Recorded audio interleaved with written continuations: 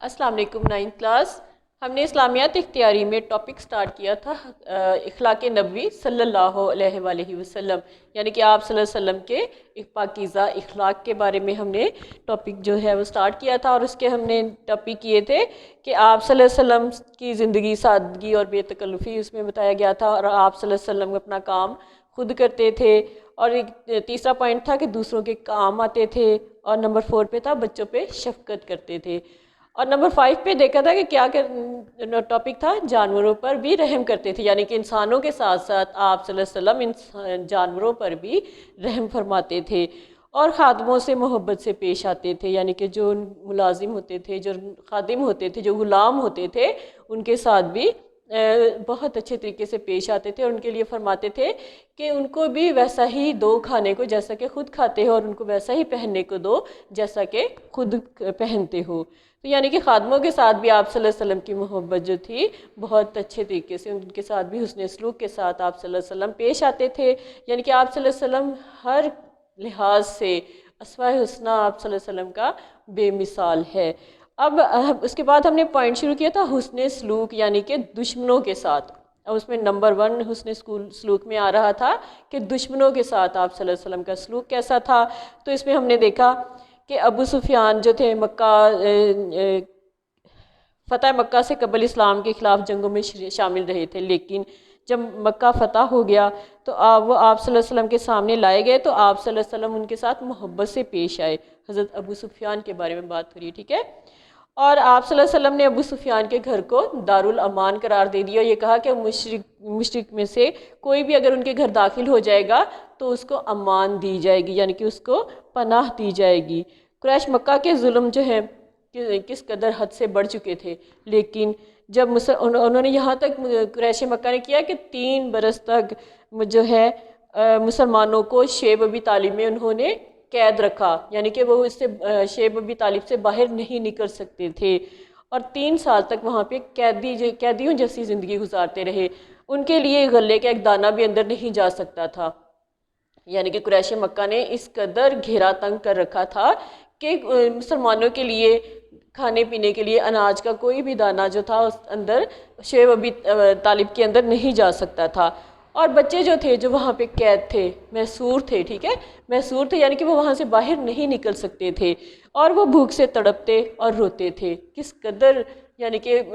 بے بس تھے کہ کھانے پینے کو بھی کچھ نہیں دیا جا رہا تھا، ان تک پہنچنے ہی نہیں دیتے تھے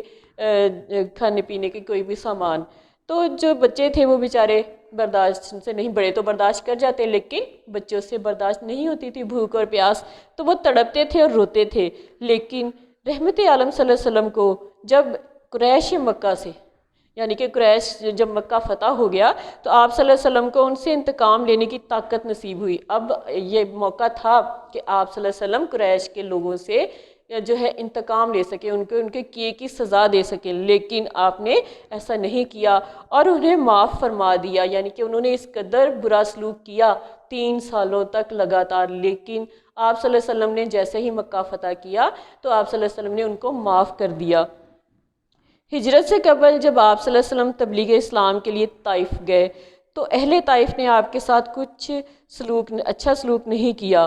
یعنی کہ طائف کے لوگ جو تھے بہت ہی ظالم بے رحم لوگ تھے. جب آپ صلی اللہ علیہ وسلم اسلام کی تبلیغ کے لیے طائف گئے تو انہوں نے آپ کے ساتھ بہت بے رحمانہ سلوک کیا، بہت ہی برا سلوک کیا، یہاں تک کہ انہوں نے آپ صلی اللہ علیہ وسلم پر پتھر بھی برسائے، اور یہاں تک کہ آپ صلی اللہ علیہ وسلم کے جو پاؤں تھے وہ لہو لہان ہو گئے پتھروں کی وجہ سے. فرشتہ غیب نے پوچھا، اب اللہ تعالیٰ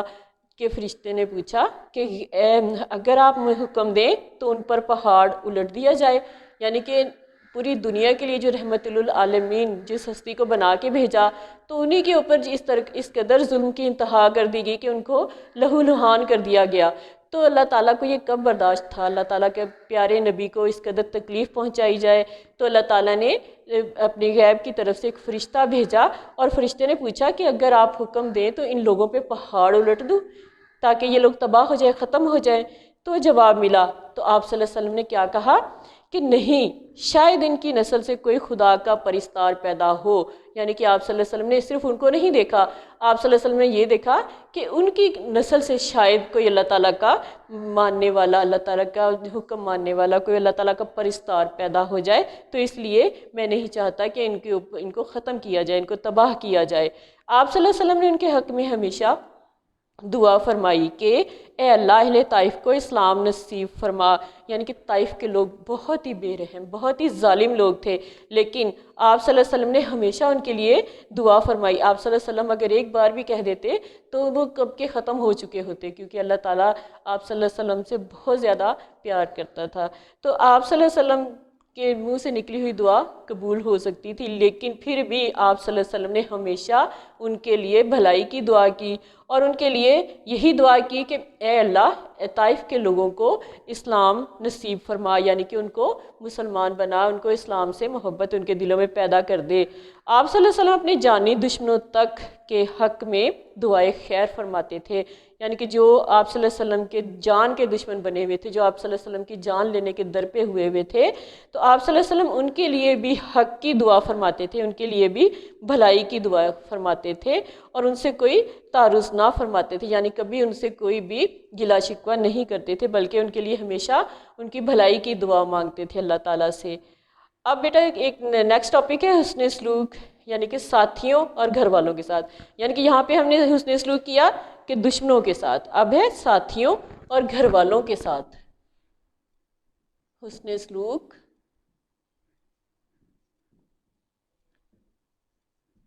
ساتھیوں اور گھر والوں کے ساتھ۔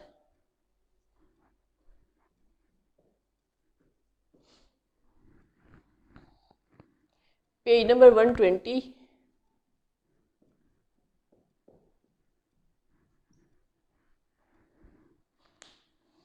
حسن سلوک، ٹھیک ہے، ہم نے پڑھا کہ دشمنوں کے ساتھ آپ صلی اللہ علیہ وسلم کا حسن سلوک کیسا تھا۔ اب ہم دیکھتے ہیں کہ ساتھیوں اور جو گھر والے تھے ان کے ساتھ آپ صلی اللہ علیہ وسلم کا سلوک کیسا تھا۔ جو ذات دشمنوں کے ساتھ اس قدر اچھا سلوک رکھتی ہو، وہ اپنے ساتھیوں یا گھر والوں کے ساتھ کب برا سلوک رکھتی ہے؟ یعنی کہ ایک انسان، ایک ایسی ذات جو کہ دشمنوں کے ساتھ اتنا اچھا سلوک رکھتی ہے، تو وہ گھر والوں کے ساتھ تو ان کا سلوک بہت ہی اچھا ہوگا۔ حقیقت یہ ہے کہ اپنوں اور غیروں کے ساتھ جس حسن سلوک کا مظاہرہ آپ صلی اللہ علیہ وسلم نے فرمایا، کائنات میں اس کی مثال نہیں ملتی، یعنی کہ آپ صلی اللہ علیہ وسلم کے حسن سلوک کی مثال پوری دنیا میں نہیں ملتی۔ اہل بیت ہوں یا صحابہ اکرام، آپ صلی اللہ علیہ وسلم کے حسن سلوک کے مداح نظر آتے ہیں، یعنی کہ ہر کوئی آپ صلی اللہ علیہ وسلم کے حسن سلوک سے بہت زیادہ متاثر تھے۔ پھر اس کے بعد ہے مساوات۔ آپ صلی اللہ علیہ وسلم کی نظر میں امیر، غریب، چھوٹا بڑا، آقا، سب غلام، یعنی کہ غلام سب برابر تھے۔ حضرت سلمان فارسی، حضرت صہیب رومی اور حضرت بلال حبشی رضی اللہ عنہ آپ صلی اللہ علیہ وسلم کی بارگاہ میں قریش کے رئیسوں سے بلند مرتبہ پاتے تھے، یعنی کہ آپ حضرت سلمان فارسی یہ حبشی تھے، ٹھیک ہے، صہیب رومی، حضرت بلال حبشی، تو آپ صلی اللہ علیہ وسلم کے نزدیک ان کو صرف اور صرف تقوی کی بنیاد پر ان کو اہمیت حاصل تھی۔ ایک عورت چوری کے جرم میں پکڑی گئی، حضرت اسامہ بن زید نے حضور صلی اللہ علیہ وسلم کی کو حد درجہ محبت تھی، تو لوگوں نے انہیں آپ صلی اللہ علیہ وسلم کے پاس اس عورت کا سفارشی بنا کر بھیجا،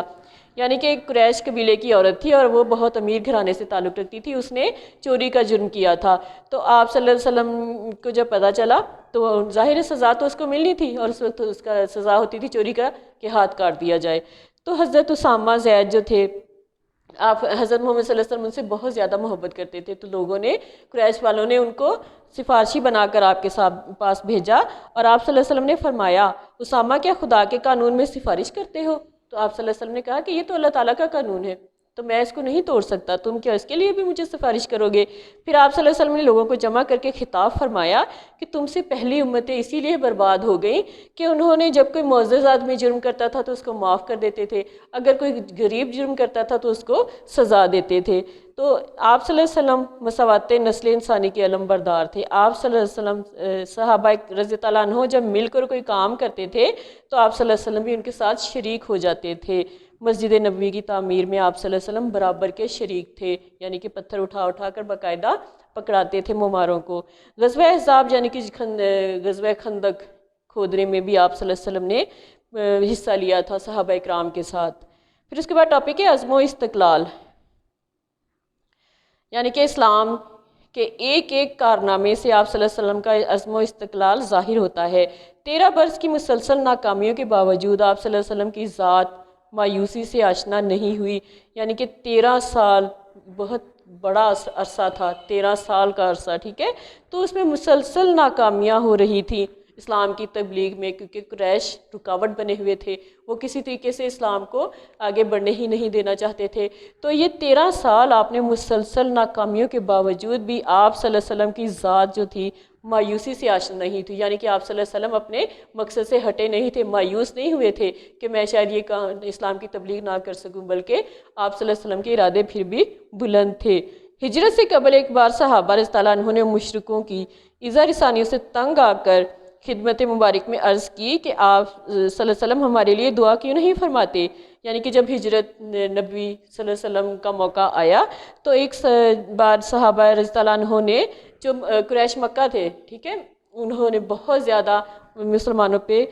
ان کو بہت زیادہ تکلیفیں، جسمانی اذیتیں پہنچاتے تھے، تو ان سے تنگ آ کر ایک صحابہ نے کہا کہ آپ صلی اللہ علیہ وسلم ہمارے لیے دعا کیوں نہیں فرماتے؟ یہ سن کر آپ صلی اللہ علیہ وسلم کا چہرہ مبارک غصے سے سرخ ہو گیا اور فرمایا، تم سے پہلے جو لوگ گزرے ہیں ان کو آرے سے چیر کر 2 ٹکڑے کر دیا جاتا تھا، ان کے بدن پر لوہے کی کنگھیاں چلائی جاتی تھیں، لیکن یہ آزمائشیں انہیں مذہب سے برگشتہ نہ کر سکیں۔ خدا کی قسم اسلام اپنے مرتبہ کمال کو پہنچ کر رہے گا۔ آپ صلی اللہ علیہ وسلم نے کہا کہ اسلام جو ہے اس نے اپنے پوری دنیا میں پھیلنا ہے، پوری ایک عظمت ہے اس کی، اور خدا کی قسم یہ اسلام اب جو ہے ہمارا دین اسلام ایک دن بہت اعلیٰ مقام پر پہنچ کر رہے گا، اور اس کے لیے جب اس سے ہمیں اتنی سی تکلیفوں سے پریشان نہیں ہونا چاہیے کہ جو ہے کفار ہمارے ساتھ ظلم کر رہے ہیں، بلکہ ہمیں صبر کا مظاہرہ کرنا چاہیے، یعنی کہ عزم و استقلال کی یہاں تک حد تھی آپ صلی اللہ علیہ وسلم کی۔ اب بیٹا یہ ہمارا ٹاپک جو ہے آج کا کمپلیٹ ہو گیا، پیج نمبر 120 کا، ٹھیک ہے، عزم و استقلال تک ہم نے آج ریڈنگ کی ہے۔ تو اب اس کے میں ایم سی کیوز آپ کو کروا دیتی ہوں، آپ اپنی نوٹ بک نکال لیں اور اس کو نوٹ کر لیں۔ نمبر 1، فرشتہ غیب نے پوچھا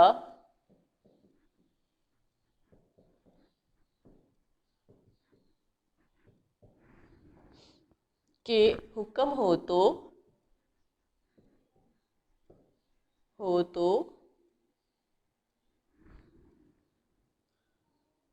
ان پر الٹ دیا جائے۔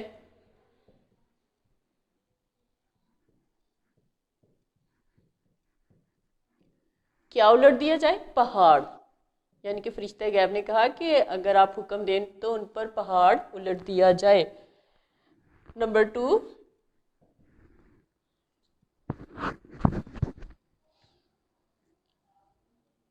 آپ صلی اللہ علیہ وسلم نے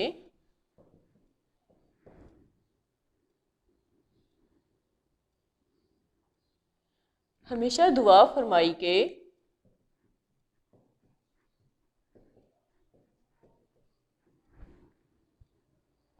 اے اللہ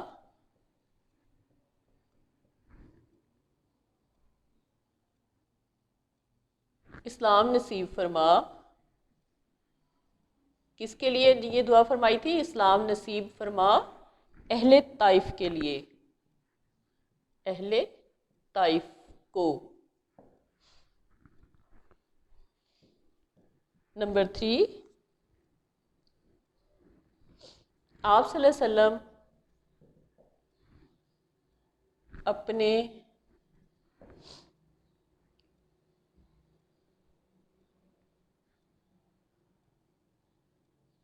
جانی دشمنوں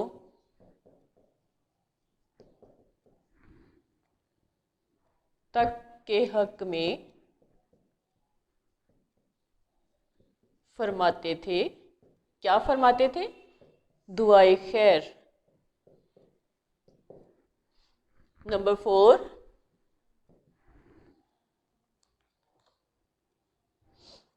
اہل بیت ہو یا صحابہ اکرام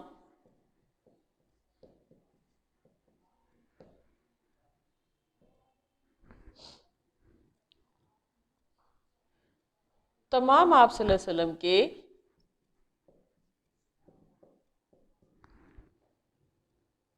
مداح نظر آتے تھے،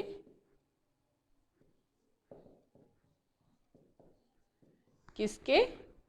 حسن سلوک کے، یعنی کہ آپ صلی اللہ علیہ وسلم کے حسن سلوک کے مداح نظر آتے تھے۔ نمبر 5،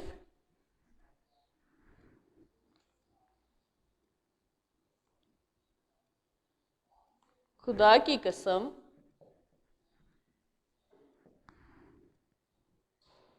اسلام اپنے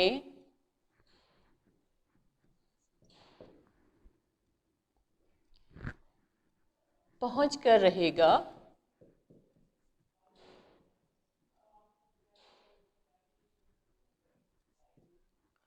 کس کو پہنچ کر رہے گا؟ مرتبہ کمال، یعنی کہ آپ صلی اللہ علیہ وسلم نے کہا کہ خدا کی قسم اسلام اپنے مرتبہ کمال تک پہنچ کر رہے گا۔ نمبر 6، حضرت اسامہ بن زید سے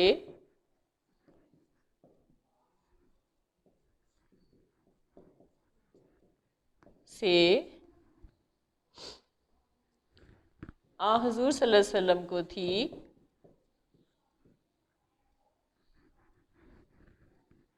حضور صلی اللہ علیہ وسلم کو حد درجہ تھی، کیا تھی؟ محبت، یعنی کہ حضرت اسامہ بن زید رضی اللہ عنہ سے حضور صلی اللہ علیہ وسلم کو حد درجہ محبت تھی۔ تو یہ بیٹا MCQs ہیں، ٹھیک ہے، ان کو آپ شارٹ کوسچنز کی فارم پہ بھی ان کو یاد کر سکتے ہیں اور MCQs کی طور پہ بھی۔ تو آج کا لیکچر بیٹا آپ کا کمپلیٹ ہو گیا ہے، اب جلدی سے ان کو نوٹ کر لیں، MCQs نوٹ کر لیں بیٹا۔